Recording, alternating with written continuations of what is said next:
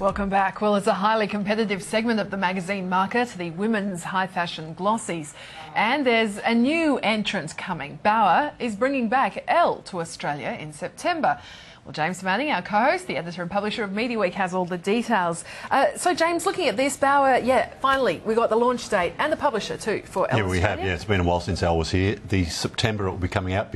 Cover dated October. It will first appear online though, so there'll be a bit of a website and some, they'll have some viral Twitter stuff like that, helping build interest, if you like. Peter Holt is going to be the publisher. He's taken over all the Hearst titles. It's going to be a JV with Hearst. They're going to license it from the French publisher, so it'll be interesting to see how it goes. Yeah, well, it will certainly. I mean, it's a pretty tough market, as we said there in the introduction, isn't it? What do you think? Bauer, as they're now called, have been sort of flagged this a couple of years ago, but they've waited a while for the launch.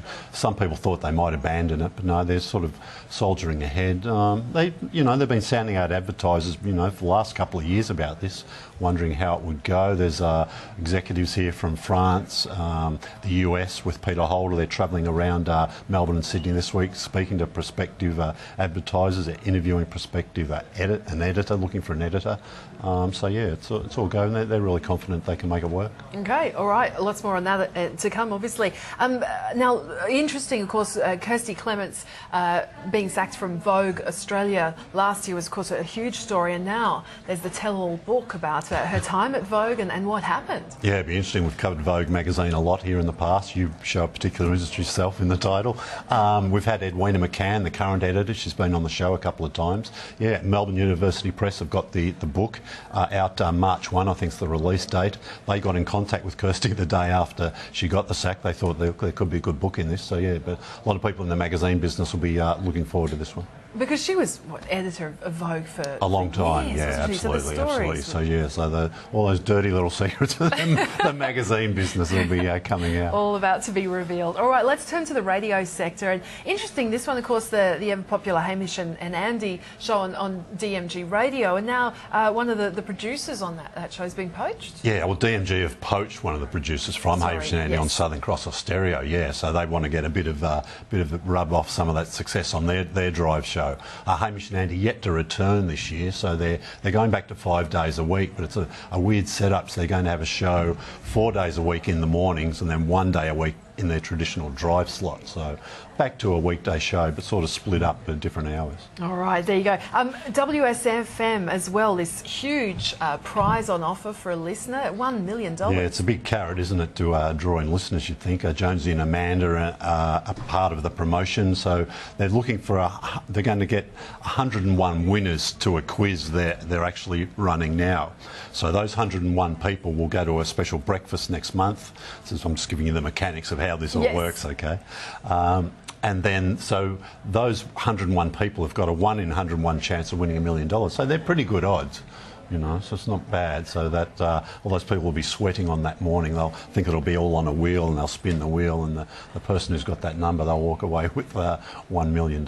Wow. Also, of course, we've seen Fairfax launch the new 2UE breakfast show in Sydney with Dicko and Sarah. How's it been going? Yeah, well, they sounded pretty good on air, I think. It doesn't really matter what we think, though. They've got to appeal to a wider audience, and it's really tough to break those breakfast radio habits. People listen to a station every day, and to get them to go away to test out the new station is a big deal. So you really need to do two things. You've got to give them a reason to switch, and then when they switch, you've got to give them a reason to stay there. And I think they've probably come up with a reason to stay there, but I'm not quite sure yet if 2UE have been able to sort of communicate that reason to switch. But then that's perhaps something will come if that program really develops. But yeah, they sound pretty good. It's part of a big change at 2UE. Paul Murray moving to mornings. He started pretty well too. Jason Morrison has gone from breakfast to drive. So yeah, it'll be an interesting year for them. Absolutely. All right, let's turn to TV. Let's have a look at the ratings first, of course. This is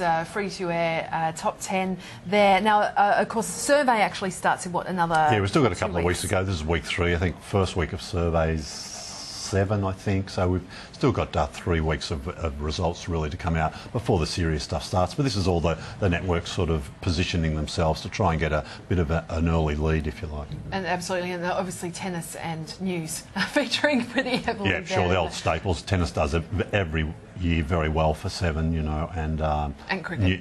And cricket, they're doing well for 9. We've still got some fair bit to go. I think we start some matches with the West Indies.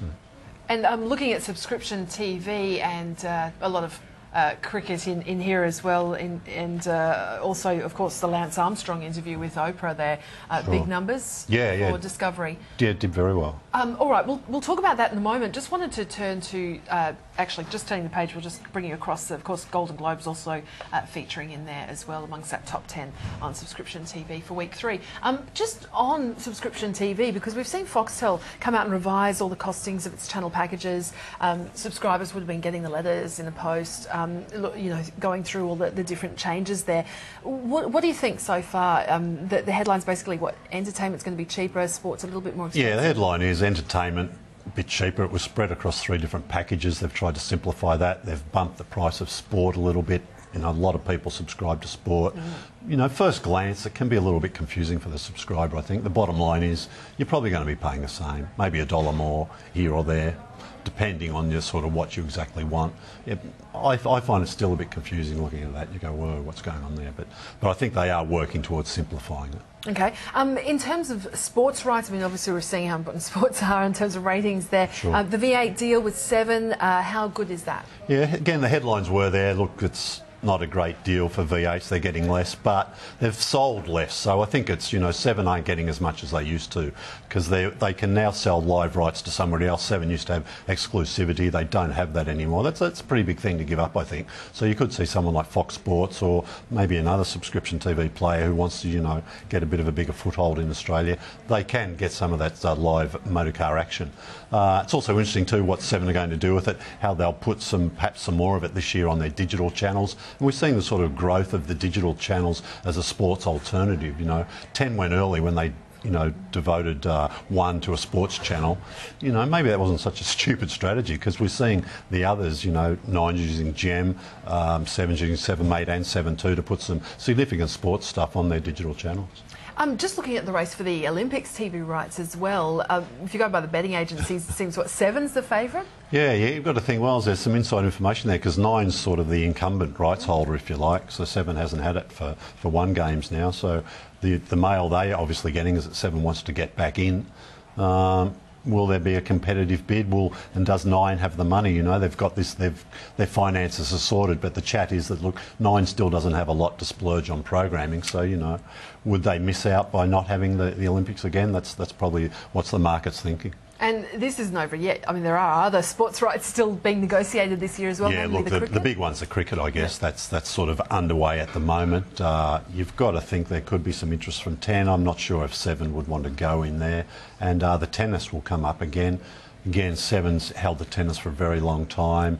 9 can't show the tennis because of the cricket. So would 10 be interested? Well, maybe. Because it doesn't seem a lot of money, the tennis rights. So maybe 10 could jump in there. Just turning to some new shows, some changes as well. Matt Moran's got a new show coming for the Lifestyle Channel. Yeah, From Paddock to Plate, that's called. ITV Studios, formerly called Granada, here are going to make that show for the Lifestyle Channel. And it should do well from the people love those lifestyle channels, Australian content. Okay. And there's been a change of newsreaders at 7 in Brisbane. How's the ratings gone the first week? Pretty good so far, but they've had lead-ins from the Australian Open tennis, so you think it'd have to do pretty well. But it's interesting, Sharon Goodella, you know, people associate her a lot, especially nationally, with 9. She's been at 7 Brisbane for a long time now, and Bill McDonald, former 10 newsreader, so they're looking after that bulletin. And just quickly, we saw 10 launch the MasterChef Professionals before start of survey. Sure. How's that strategy? 3 episodes so far. So first week they got an average audience above 1 million. They'd be very happy with that. You know, up against the tennis. I think it was up against the cricket one night, although the cricket was washed out, so that was lucky. But look, it's going to be really interesting the next week. Next week they're up against My Kitchen Rules. Those 2 shows have never been head-to-head, so that'll be really interesting. Then the following week, The Block comes into the mix, so it's going to be some real 3-way action there. We'll be all over it. That's a big battle, absolutely. And just finally, Lance Armstrong, big numbers, of course, that interview with Oprah. I think biggest audience ever for Discovery. They 6 channels, I think over 400,000, one of the biggest ever subscription TV audiences. The single biggest bunch of viewers watching on Discovery, close to 200,000 viewers. So yeah, did very well for them. All right, James, thanks as always. Media Week, great to be back. Thank you for that. James Manning there, editor and publisher of Media Week. That's all we have time for on the program this week. Thanks for your company.